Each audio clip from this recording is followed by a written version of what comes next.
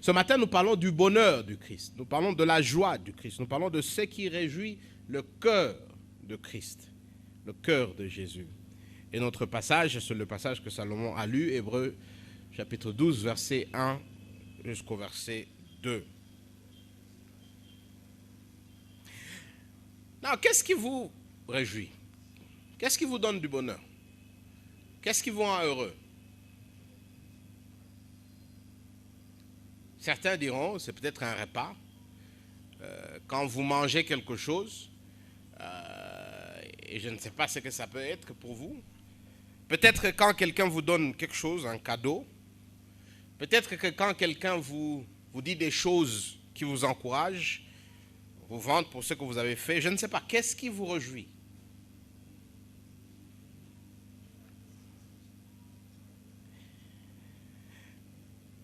Je peux poser la question autrement, je dirais, qu'est-ce qui, d'après vous, fait plaisir à Dieu? Qu'est-ce qui, d'après vous, fait le bonheur de Dieu? Qu'est-ce qui, d'après vous, réjouit Dieu? Qu'est-ce qui le fait sourire? Qu'est-ce qui réjouit le Christ? Est-ce que c'est l'obéissance du chrétien? Non, on le lit. Si vous lisez Matthieu 25, vous verrez, il y a plusieurs paraboles, parmi lesquelles la parabole de talent, versets 21-23. Vous pouvez tourner avec moi dans Matthieu 25, versets 21-23, et comme ça on va lire ensemble.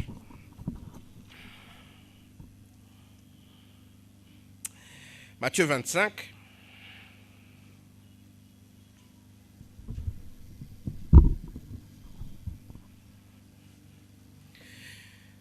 Verset 21, voici ce qu'il dit. C'est la parabole des talents. Sûrement que vous l'avez déjà lu ou vous l'avez entendu.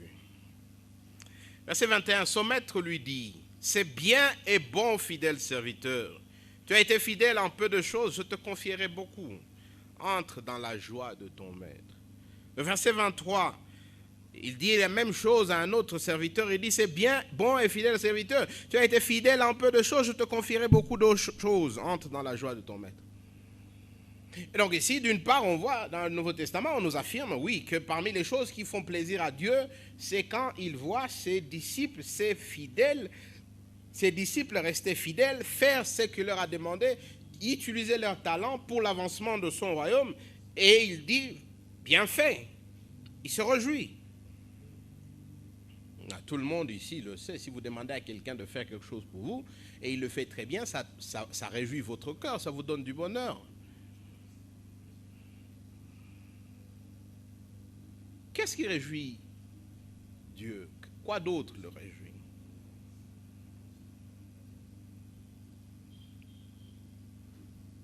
Par exemple, le fait que les disciples le choisissent sur beaucoup d'autres. Le fait que les disciples disent, écoutez, les chrétiens disent, nous voulons te suivre au-delà de tout.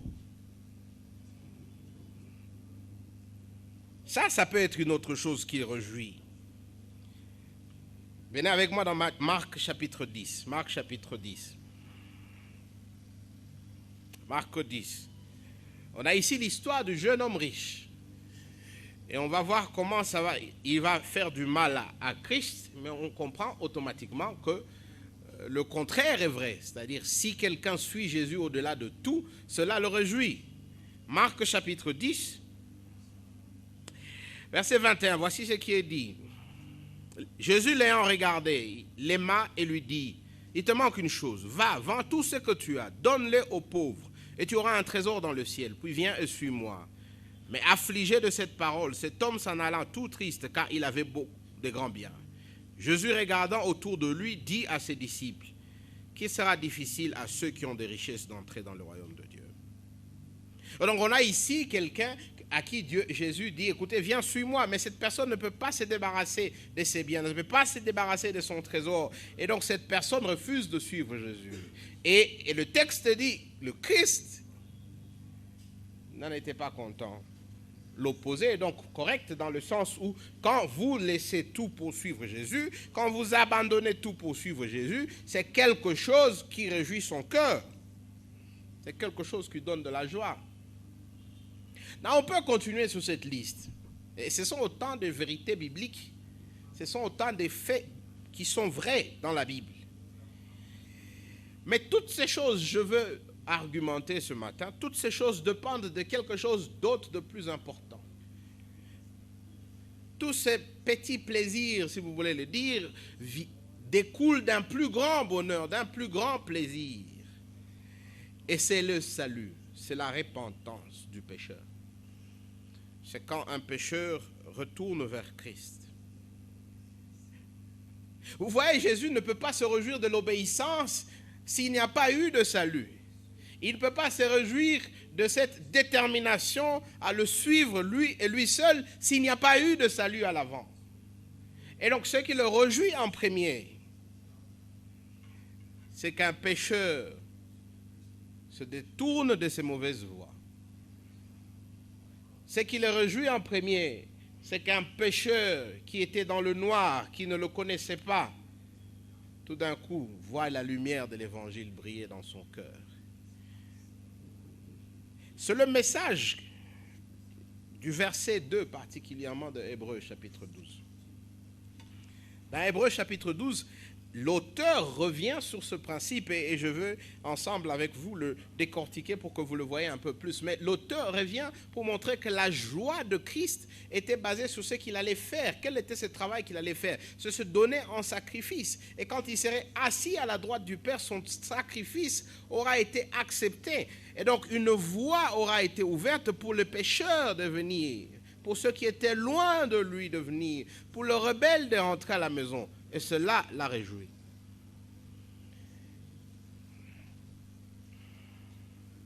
Pourquoi c'est important pour nous de parler de ceci le matin? D'abord parce que nous vivons dans un milieu où souvent malheureusement, si vous posez à n'importe quelle personne qui sort de l'église aujourd'hui et vous dites qu'est-ce qu'il faut pour plaire à Dieu, la première des choses que tout le monde pense, c'est à l'obéissance. La première des choses que tout le monde pense, c'est qu'il faut garder les lois de Dieu. Pour le chrétien, c'est important de savoir d'abord, oui, je garde les lois de Dieu, mais Dieu se réjouit déjà dans ma position d'enfant de Dieu.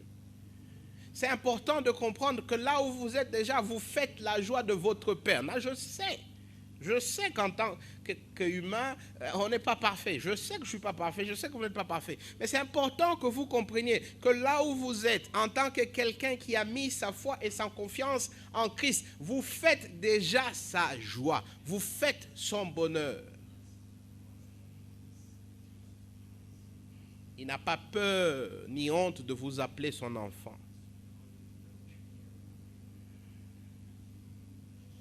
Il y a un auteur qui a dit, c'est important à un moment de comprendre qu'il n'y a rien que vous puissiez faire pour que Dieu vous aime plus, parce qu'il vous aime déjà.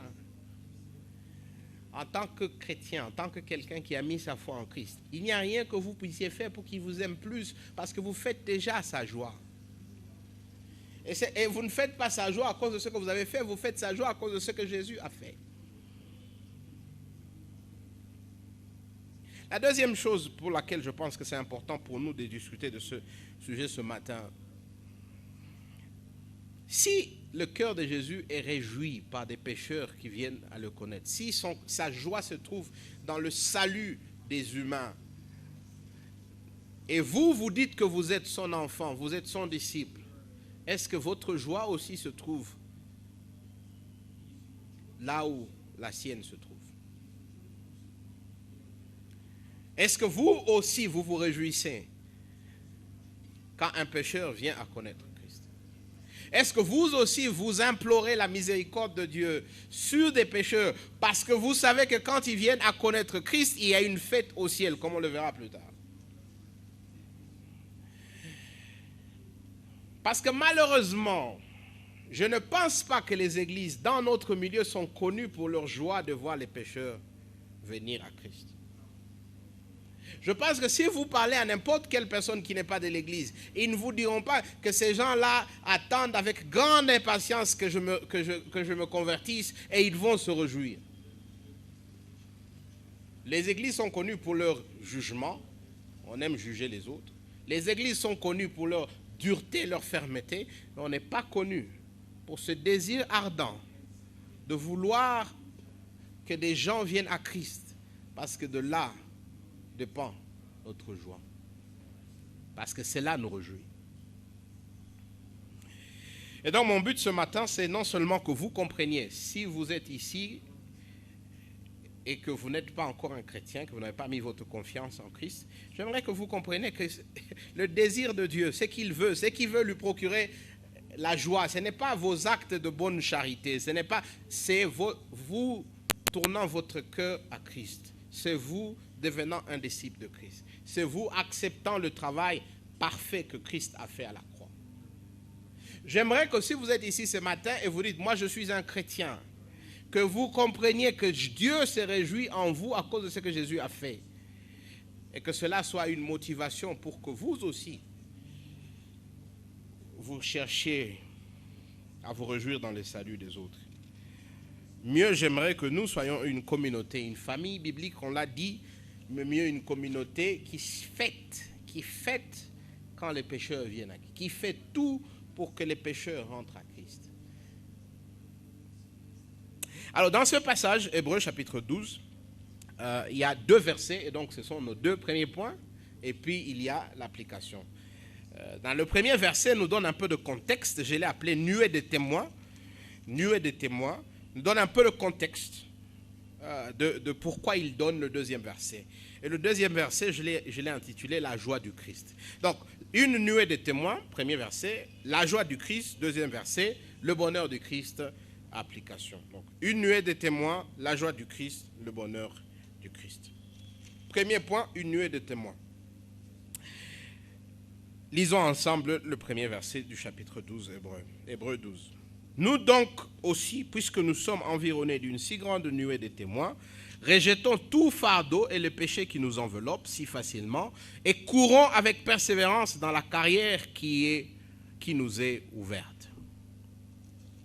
Nous donc aussi, puisque nous sommes environnés d'une si grande nuée de témoins, rejetons tout fardeau et le péché qui nous enveloppe si facilement et courons avec persévérance dans la carrière qui nous est ouverte. Là, comme je dis, c'est du contexte, donc je ne vais pas passer beaucoup de temps ici, mais le livre d'Hébreux, vous vous souviendrez, est un livre important dans le Nouveau Testament, puisque l'auteur veut montrer à ceux à qui il écrit, évidemment, les Hébreux, c'est pourquoi le titre même s'intitule Hébreux, ils veulent leur montrer la suprématie de Jésus sur toute autre révélation antérieure. Pour les Juifs, il y avait l'alliance de Dieu avec Abraham, il y avait la révélation de Dieu au travers les lois, c'est-à-dire Moïse, et il y avait évidemment la relation dynastique entre Dieu et David. C'était là les 3 grandes choses qui gouvernaient pratiquement la vie des Juifs. Leur alliance avec Dieu au travers Abraham, la circoncision, leur alliance avec Dieu au travers les lois, l'arc de l'alliance, et mieux, l'alliance avec leur relation avec Dieu au travers la dynastie davidique et la construction du temple. C'était là les 3 piliers.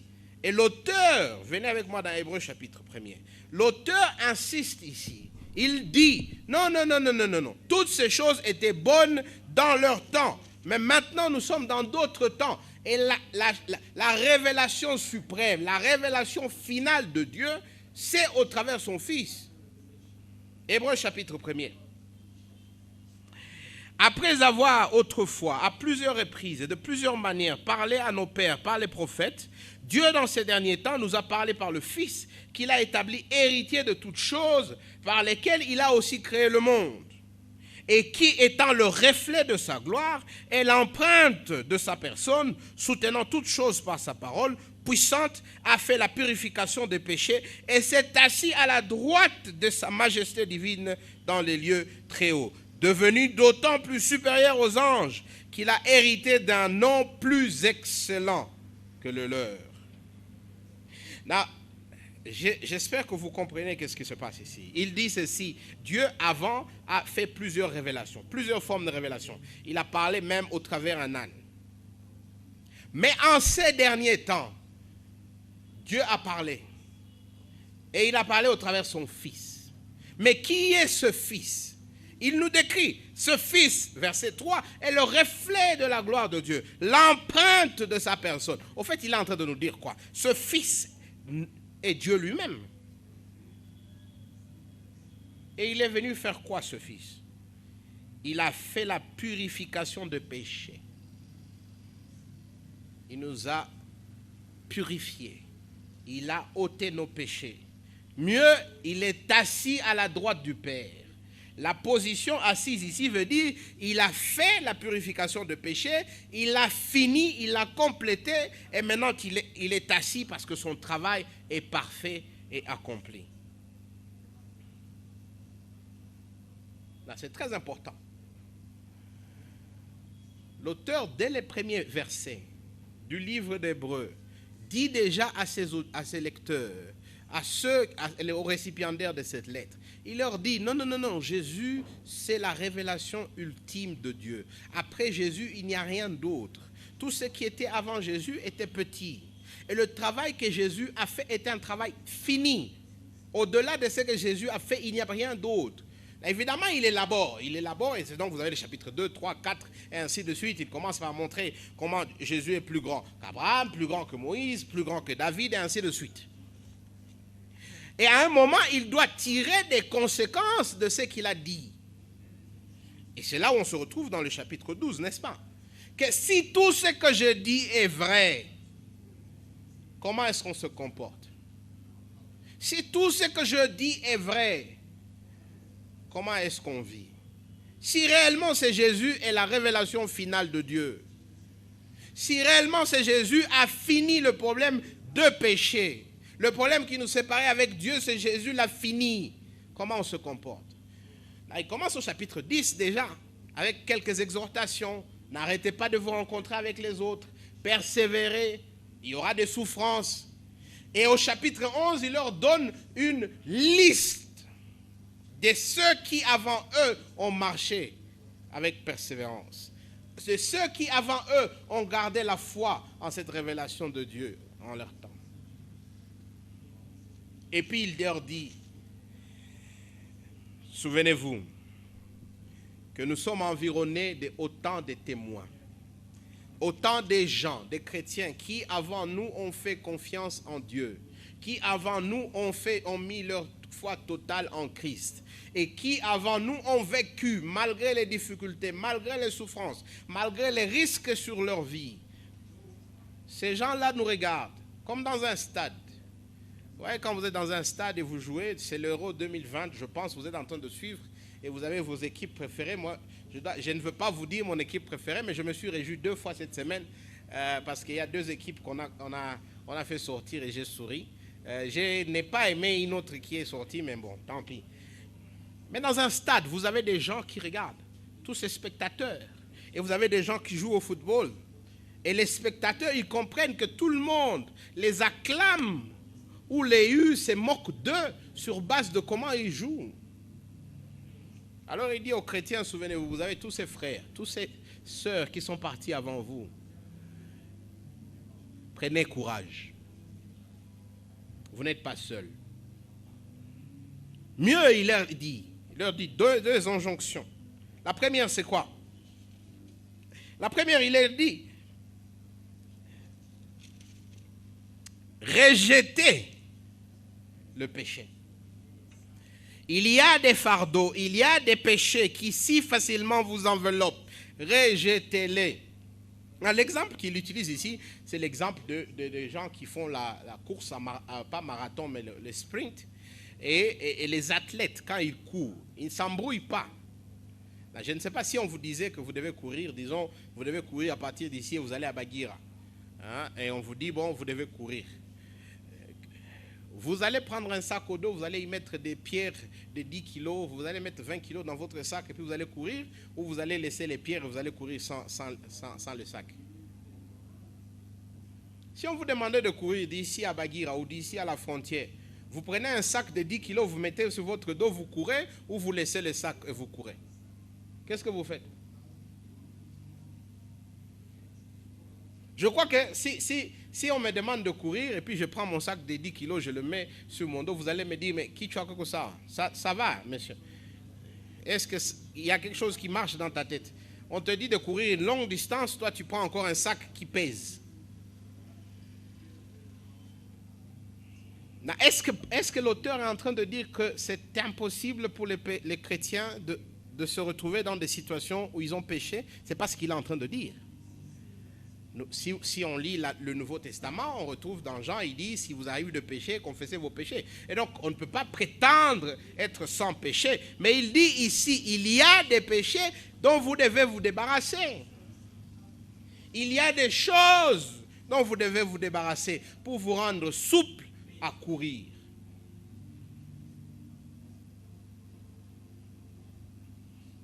Deux, il dit courir avec persévérance. Si vous courez à partir d'ici jusqu'à la frontière ou à partir d'ici jusqu'à Bagira, ne pensez pas que c'est la même chose que courir 100 mètres. C'est 3, 4, 5 kilomètres, ça va vous demander de la persévérance. C'est-à-dire, vous devez vous mettre dans la tête que la course, elle est longue, elle n'est pas facile, elle sera pénible. La persévérance, c'est la capacité à continuer malgré les difficultés, malgré la souffrance. Déjà, dans ce premier verset, il nous dit 3 choses importantes. La première, c'est que nous ne sommes pas seuls dans la course, nous avons des gens qui sont passés avant nous, nous avons des gens qui marchent avec nous. Nous sommes en communauté. Il y a une nuée de témoins qui nous regardent, qui nous observent. 2, il nous dit, vous n'allez pas courir longtemps si vous continuez à vous embourber dans un certain nombre de péchés. Et donc, assurez-vous que vous vous débarrassez de ces péchés. 3, il nous dit, la course, elle est longue. Elle sera rude et difficile.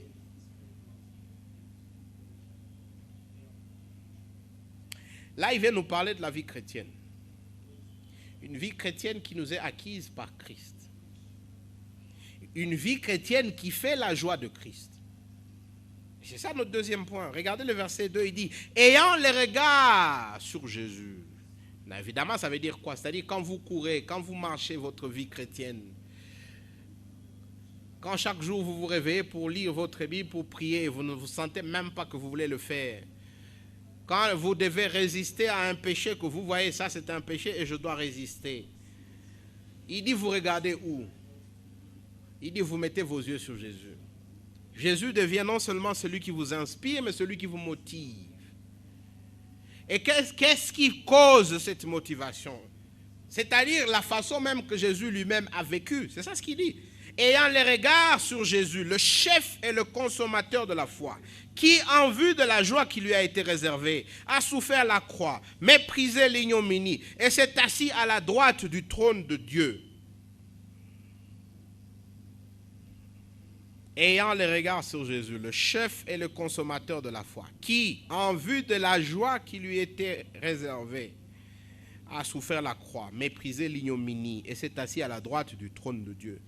Qu'est-ce qui a fait que Jésus endure la honte? L'ignominie, c'est la honte. Qu'est-ce qui a fait que Jésus endure la pire des souffrances qui puissent exister, c'est-à-dire la croix? Qu'est-ce qui a fait qu'il endure tout ça? Et le mot clé, c'est la joie.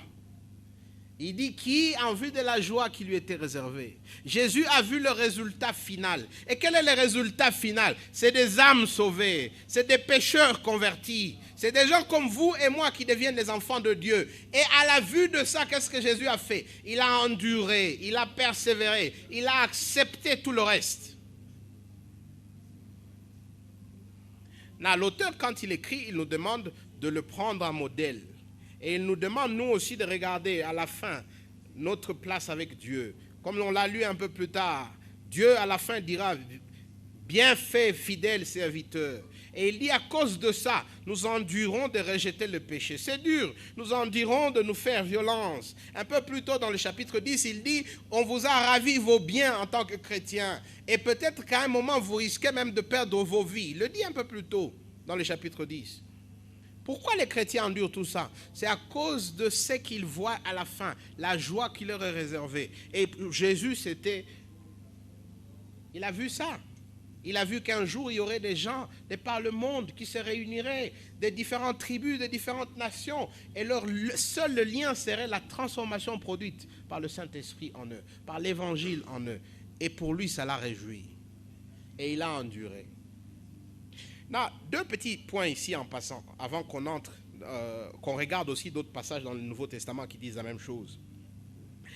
Première chose, je pense que nous, aujourd'hui, on a tellement chanté la croix, la croix, la croix, elle est dans nos chansons, elle est dans tout ce que nous disons, que nous n'avons pas une idée réelle de ce que ça voudrait dire réellement la croix. Il y a un film que je veux vous encourager à suivre. C'est le film Jésus, fait par Mel Gibson, La Passion de Christ. Beaucoup de gens, quand ils regardent ce film, ils pleurent et ils disent non, c'est trop douloureux. Eh bien, ce film n'arrive même pas à un tiers de la souffrance qui était infligée à ceux qui mouraient à la croix. Si vous lisez les textes sur la passion de Jésus, ça commençait d'abord par des fouets. Et les fouets, ce n'est pas les fouets comme nous on parle aujourd'hui, vous descendez, vous prenez un morceau d'arbre et vous tapez les gens. Non, non, non, non, non. C'était des fouets en cuir. Et les fouets romains en cuir avaient à l'extrémité des petits métaux. Et donc chaque fois qu'on te tapait sur le dos, ils tiraient la chair. Et on commence par te frapper 40 de ces fouets. Et la façon dont il faisait, c'est qu'il te frappe 40, après il frappe 30, 39, après il frappe 38, après il frappe 37. Et par le temps, ils ont fini. Tu es presque fini. Quand ils ont fini à te frapper, tu ne sais même pas ce qui se passe parce que tu es perdu. Et le texte nous dit, quand vous lisez l'évangile de Jésus, les différents évangiles sur la mort de Jésus, il dit c'est d'abord ça. Pilate a commandé qu'on le frappe. Et après l'avoir frappé, on lui a mis une couronne d'épines sur la tête. Après ça, on lui a fait porter la croix. Imaginez-vous toute cette souffrance. Et après, il passe dans cette ville, tout le monde l'injurie. Lui qui il y a quelques semaines les nourrissait. Il monte sur cette croix, on le cloue. Les recherches nous disent, et différents auteurs nous disent que la crucifixion, c'est la pire des formes de torture. Je suivais un petit truc sur les techniques de torture des gens du Corée du Nord, de la Corée du Nord. Et parmi les techniques de torture qu'ils avaient, c'est qu'ils te font asseoir, ils te font asseoir dans une seule position pendant des heures et des heures. Là, tu as des crampes. Je ne sais pas si ça vous est déjà arrivé. Vous vous asseyez dans une même position. Tu as des crampes. Et là, tu n'es même pas porté sur la croix où tout ton poids, la pesanteur t'attire en bas, mais les clous te gardent en l'air. Quelle souffrance!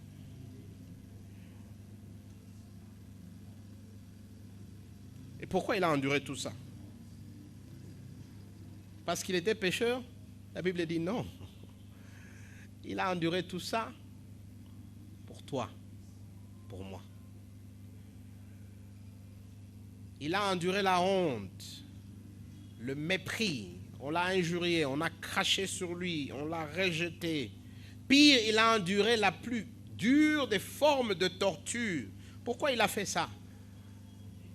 Pour toi et pour moi. Parce qu'il a vu loin. Il a vu que toi et moi un jour allions connaître Christ. Toi et moi un jour allaient devenir des enfants de Dieu. Et il a ouvert le chemin.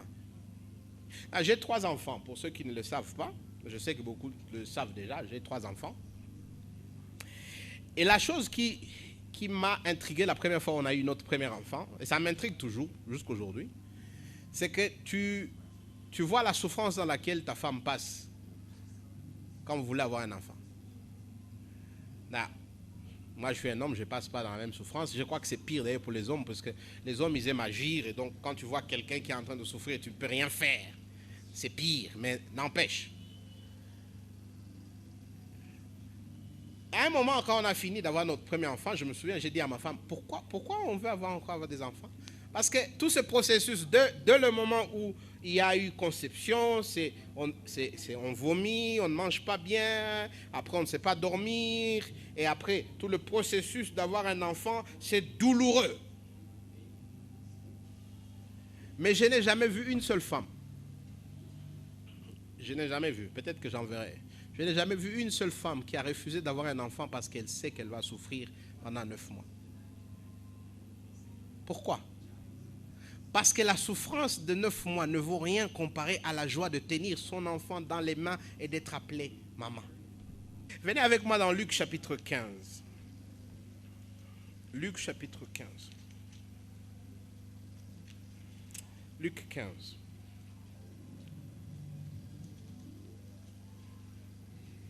Luc 15. C'est l'histoire, il y a plusieurs histoires, paraboles. Il y a la parabole de la brebis égarée, la parabole de la pièce de monnaie égarée et puis la parabole de l'enfant prodige. En fait, Jésus est en train de nous parler de la relation entre Dieu et, évidemment, les âmes perdues. Quelle est l'attitude de Dieu face aux gens qui sont perdus? Eh bien, regardez le verset 7. Il dit, de même je vous le dis, il y aura plus de joie dans le ciel pour un seul pécheur qui se répand que pour 99 justes qui n'ont pas besoin de repentance. Verset 10. De même je vous le dis, il y a de la joie devant les anges de Dieu pour un seul pécheur qui se répand. On connaît tous l'histoire du fils prodigue. Il part loin de son père et quand il rentre, son père se réjouit. Regardez le verset 23. Le père, qu'est-ce qu'il dit? Verset 22. Mais le père dit à ses serviteurs, apportez-la vite la robe et revêtez-le. Mettez-lui un anneau au doigt, les souliers aux pieds, amenez les veaux gras et tuez-les, mangeons et réjouissons-nous. Pourquoi ils vont manger, ils vont se réjouir? Pourquoi ils vont fêter? Verset 24, car mon fils qui, voici, était mort, il est revenu à la vie. Il était perdu, il s'est retrouvé. Ils commencèrent à se réjouir. Le grand frère vient, il est fâché.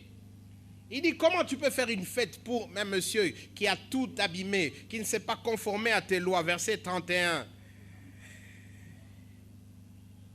Mon enfant, lui dit le père, tu as toujours été avec moi et tout ce que j'ai est à toi. Mais il fallait bien s'égayer et se réjouir parce que ton frère qui voici était mort, il est revenu à la vie. Parce qu'il était perdu, il est retrouvé. Vous voyez pourquoi Jésus se réjouit du salut des gens? Pourquoi Jésus a enduré la pire des punitions à la croix? Pourquoi au ciel il y a une fête grande quand un pécheur se répand?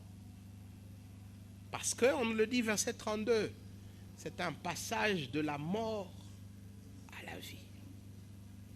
Il était mort et maintenant il est vivant.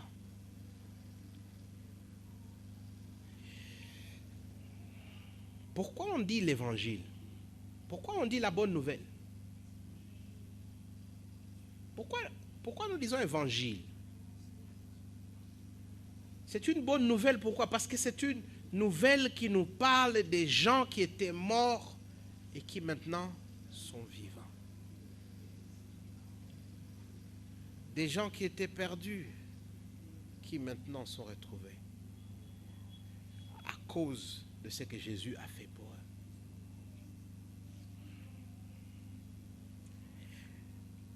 Et c'est pour ça que Jésus est venu. Il dit, je suis venu pour sauver les perdus.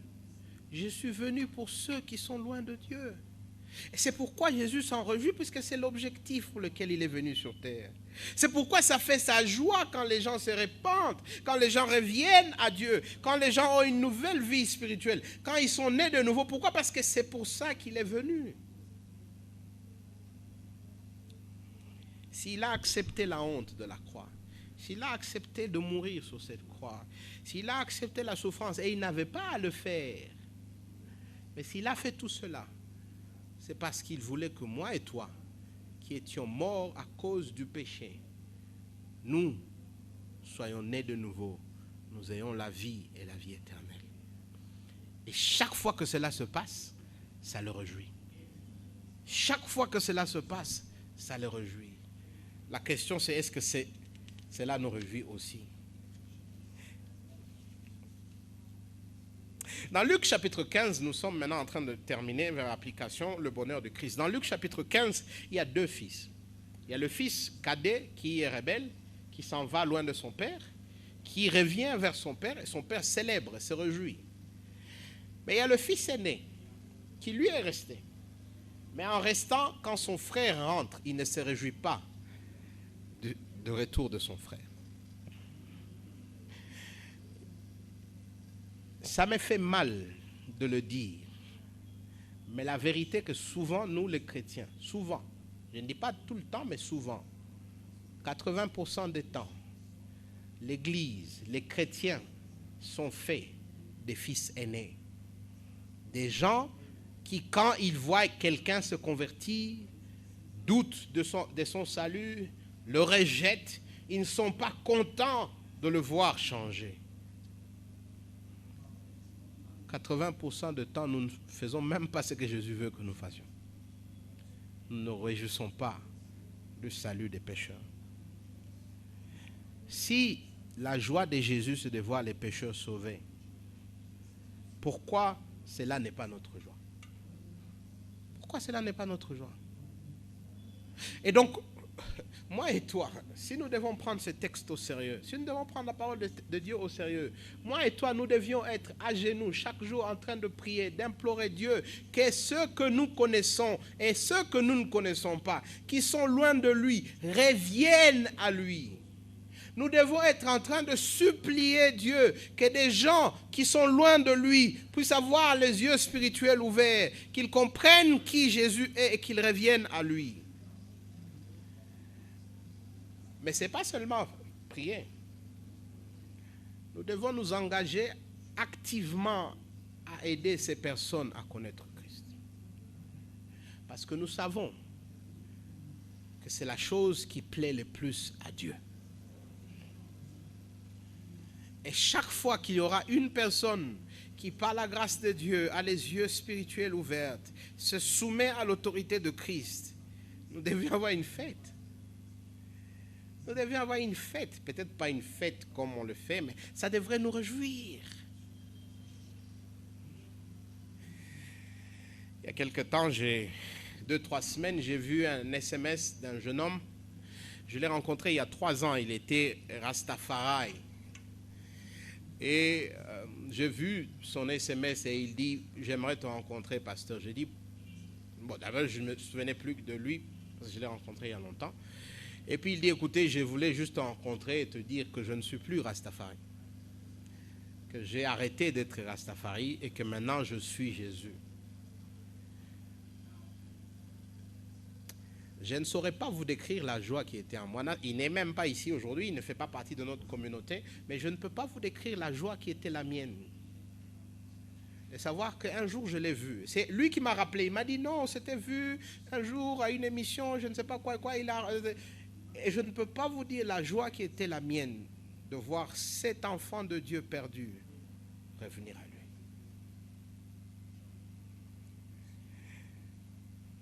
Alors je vous pose la question, est-ce que vous vous réjouissez quand les pécheurs reviennent à Dieu? Est-ce qu'en prière, vous priez pour ces frères et sœurs que vous savez ne connaissent pas Jésus et vous implorez sa miséricorde sur eux continuellement?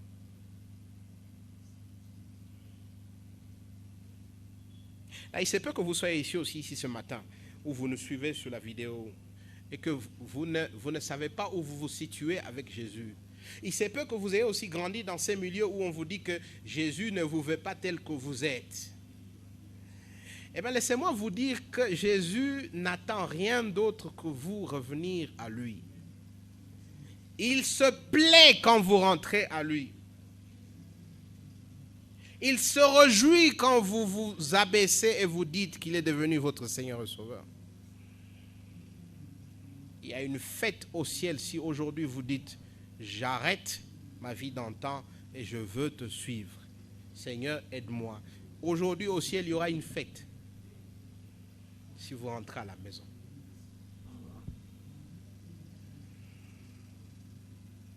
Il y a un auteur qui a dit, et je vais le lire en guise de conclusion, il s'appelle Thomas Godwin. Il dit « La joie, le confort, le bonheur et la grâce de Christ s'augmentent et s'enlargent quand il fait grâce, quand il pardonne le péché et quand il conforte ses fidèles sur la terre. La joie, le confort, le bonheur et la grâce de Christ s'augmentent et s'enlargent quand il fait grâce, quand il pardonne le péché et quand il conforte ses fidèles sur la terre.